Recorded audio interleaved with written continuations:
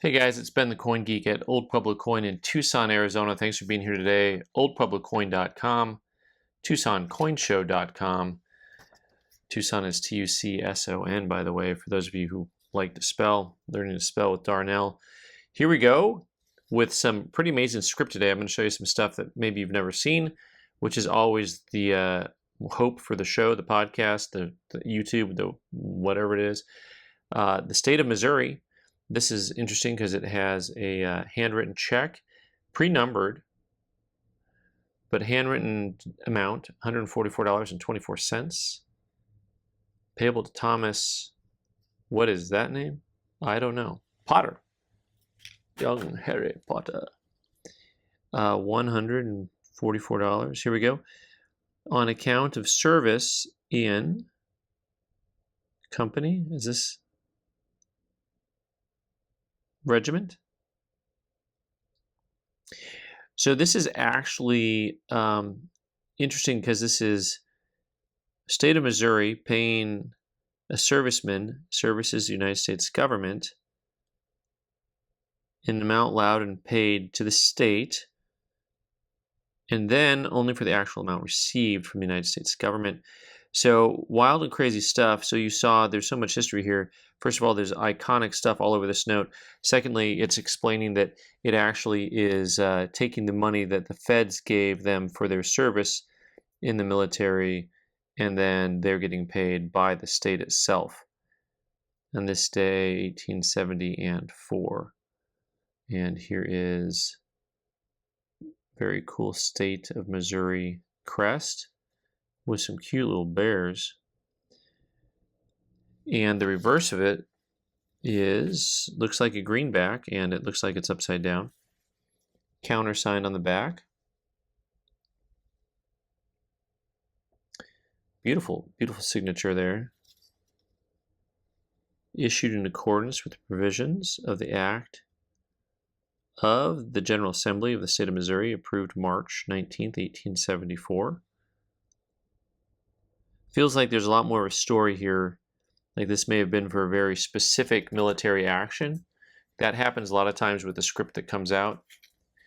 All right, we're going to go from Missouri to Michigan, and this is another type of script that you're going to see. The first one related to the military, this one related to the Great Depression. So this is actually known as Depression script. This one's been actually, here we go. It's got the paid here. City of Owosso. And there's the paid 8133 with the treasurer on it, and I think it says the same thing here again. Exact same thing there. So pretty official thing for 50 cents. Out of the receipts for the city taxes of the fiscal year 1933-34, after August 15th, 1933, this note is receivable at any time by the city of Owosso for all obligations due to said city, and is subjective to recall for the redemption on 90 days notice at any time, signed by the mayor and the treasurer. And of course, if those of you who don't know, another type of hard times, we have hard times token, we have the Great Depression, and you had cities producing their own script to almost like the country store. This is the beginnings of when beginnings is the wrong way because it's been going on forever, but this is a time period when a lot of cities and states were issuing their own script to be able to find a way to feed people, basically. All right, next up, this is radical. I think this is radical here. Check this out. There's the United States Treasury symbol on it. Assistant Treasury of the U.S. to New York, payable. This is a receipt from the 1860s. So this is a Civil War era, actually. And the wild thing is some of these things are very scarce. This type is not. Apparently there's a lot of remainders here. Hatch and Company of the Treasury Building in Broadway, New York. This actually has the rest of the ticket to it, the ticket stub. So this was a rather large item. This is already as long or longer than a normal U.S. banknote. So you can see like this is about the size of a normal large size note, And you can see this is already longer, and then we've got the receipt side of it here. But I've seen entire sheets of these put together, and of course it'll cost me an extra $40 to put that in a holder, so we're not doing that.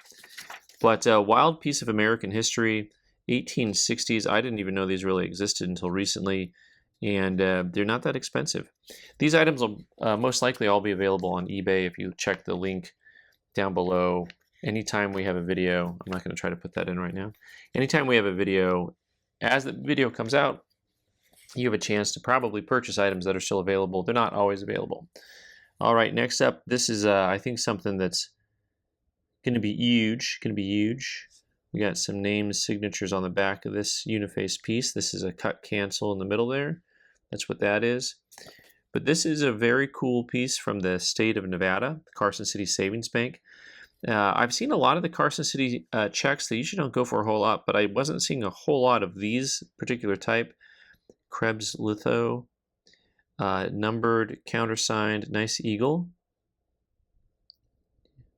Maybe someone famous signed it. I don't know. But what's great about this is, and oftentimes I'll save bank checks and anything that has a coin icon on it. So advertising, marketing, you'll notice some of the things around the shop have coin imagery on them. I tend to save those things.